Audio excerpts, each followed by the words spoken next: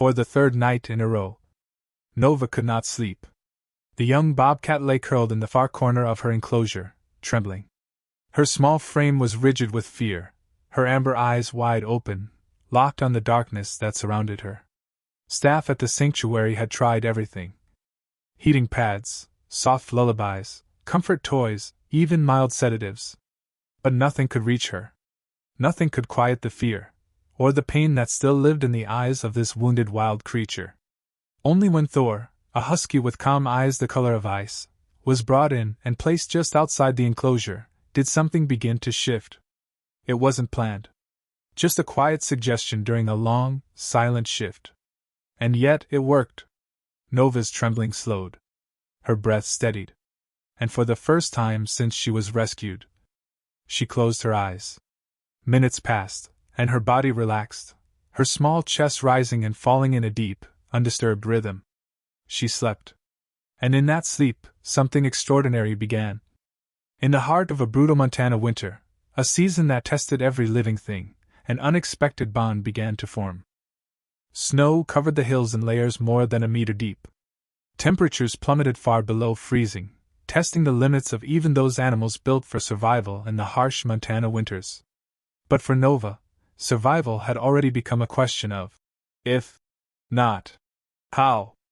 Her story, the one that would change everything, began 3 weeks earlier. Forest Ranger Mike Peterson was on a routine patrol when he spotted something that stopped him in his tracks. A trail of blood. Fresh. Dark red against the untouched snow. Mike had spent over 2 decades in these woods. He knew exactly what this meant. Something was injured, and badly. He followed the trail carefully, his boots crunching through knee-deep drifts, pushing through the thick wall of pine trees. The blood grew heavier, more erratic. Something ahead was struggling. Fading. Finally, at the base of an old pine tree, Mike found her. Curled in the snow, still breathing, but broken. A young bobcat, no more than 6 months old. Far too young to be on her own. Her hind legs were twisted unnaturally, and the snow beneath her was stained with blood. Signs around her told a grim story. She had managed to free herself from a trap. One of those illegal steel-jaw snares laid by poachers. She had escaped. But at a terrible cost. Mike knelt slowly, murmuring softly. He placed her gently into a warm-lined box in his vehicle. As he drove toward the sanctuary, he kept glancing at her, hand near the box, listening. She didn't snarl. Didn't lash out.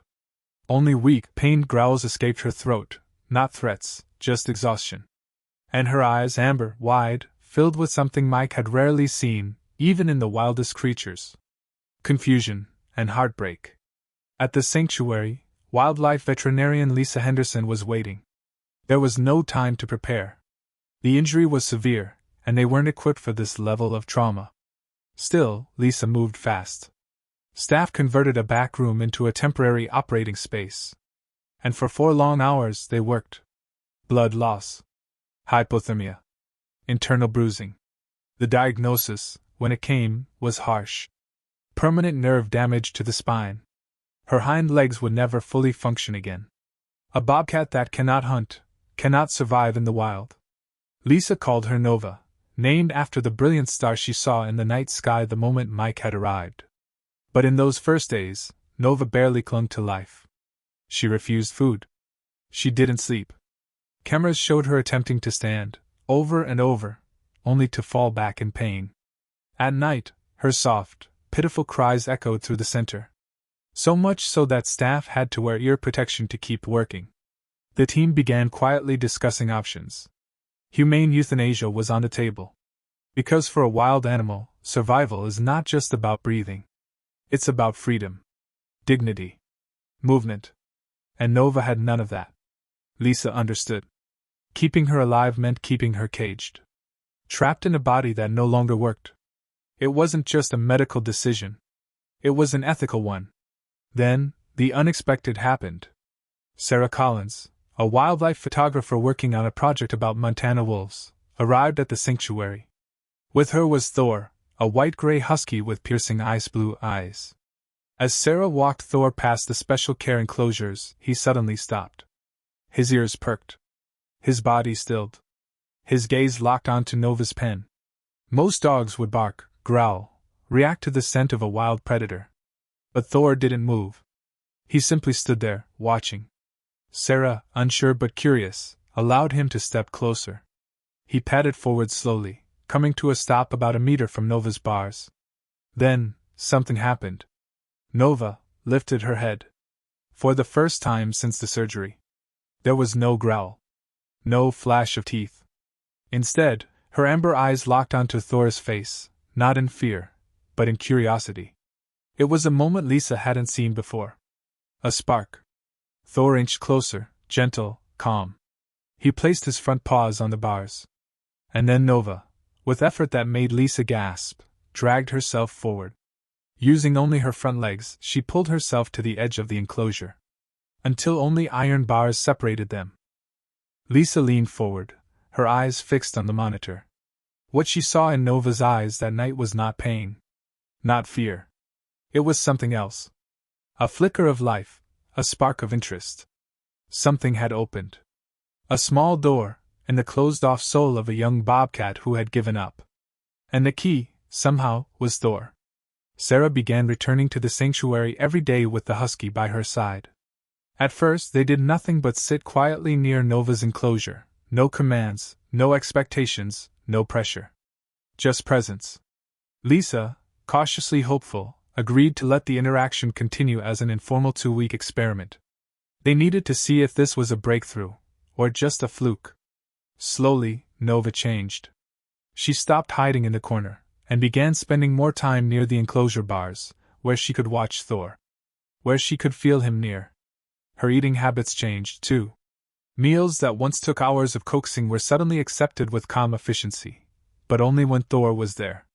Vitals that had been dangerously unstable, heart rate, blood pressure, core temperature, all began to normalize. Lisa was stunned. But the true breakthrough came on the 5th night. Sarah was preparing to take Thor home after another long day at the sanctuary. But as they walked away, something unexpected happened. From inside the enclosure came a sound the staff had never heard before.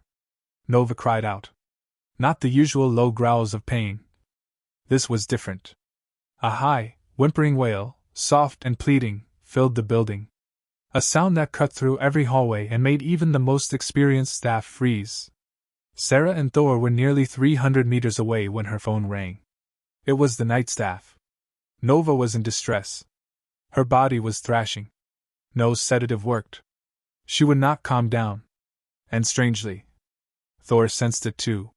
The husky kept pulling against the leash, looking back toward the sanctuary, letting out low, anxious howls. Lisa made a decision. One that no one on the team had ever tried before. She asked Sarah to bring Thor back immediately. They placed his portable kennel right next to Nova's enclosure. And set up 24-hour infrared monitoring to document what happened next. The results were nothing short of extraordinary. As soon as Thor arrived, Nova went quiet. She dragged herself across the floor and lay against the bars, as close to him as possible. Thor pressed his body to the outside wall, his nose touching the bars near hers. Within minutes, Nova was asleep. Not just asleep. She was in deep, undisturbed, healing sleep. For the first time since she had arrived. The sanctuary team was stunned. Lisa reviewed the biological data herself, and the numbers spoke louder than any theory. Nova's cortisol levels, a measure of stress, dropped 70% within minutes of Thor being present. It couldn't be coincidence. They installed advanced monitoring equipment to track heart rate, brain activity, and sleep patterns. The findings were undeniable. Nova only entered REM sleep, the stage critical for both mental and physical recovery, when Thor was nearby. Without him, she would either doze lightly, constantly jerking awake, or not sleep at all. They tried recordings of Thor's breathing, recordings of his howls. They placed plush toys that carried his scent. Even introduced another husky with a similar look and temperament. But nothing worked. Only Thor. It was clear, this was not science as usual. This was a bond, something deeper. Something no data chart could explain. And while the scientists worked to understand it, Nova and Thor began to teach the world something else entirely. A bond was forming, one built not on training, but on silent understanding. Nova began mimicking Thor. She learned to pull her body forward using her powerful front legs, just as she had seen Thor lead with strength and steadiness. It was not the natural movement of a bobcat, but it worked. And each day, she went a little farther. In the secure, padded recovery area, she explored more and more space. Dragging her back legs, yes, but moving. Reclaiming her world. Even more astonishing, Nova began mimicking Thor's responses to basic cues. Not because she had been trained, but because she had been watching. It started with small things. When Sarah asked Thor to sit, Nova tried to mimic him, lowering her body as best she could. When Thor tilted his head at a whistle, Nova did the same, not perfectly, but with effort. It wasn't learned behavior, it was observation. It was mimicry, something rarely seen in wild feline species. But not everyone at the sanctuary saw it the same way. Some staff grew uneasy. Sanctuary Director Richard Matthews voiced concerns. What message would this send? If every injured wild animal bonded with a domestic one, what happened to natural balance? To reintegration? A decision was made. Nova and Thor would be separated, for 24 hours. To test for dependency. The trial didn't last that long. Within 12 hours, Nova fell into distress. Severe distress. She refused food. Emitted continuous, haunting cries. Began clawing the enclosure walls until her paws bled. Her body, once slowly healing, was in panic. And Thor was no better. The dog refused to leave Sarah's cabin door. He howled for hours, pacing, anxious, sensing something was wrong. Monitoring data confirmed it. Nova's heart rate had spiked. Her blood pressure rose dangerously. The risks to her post-surgical recovery were real.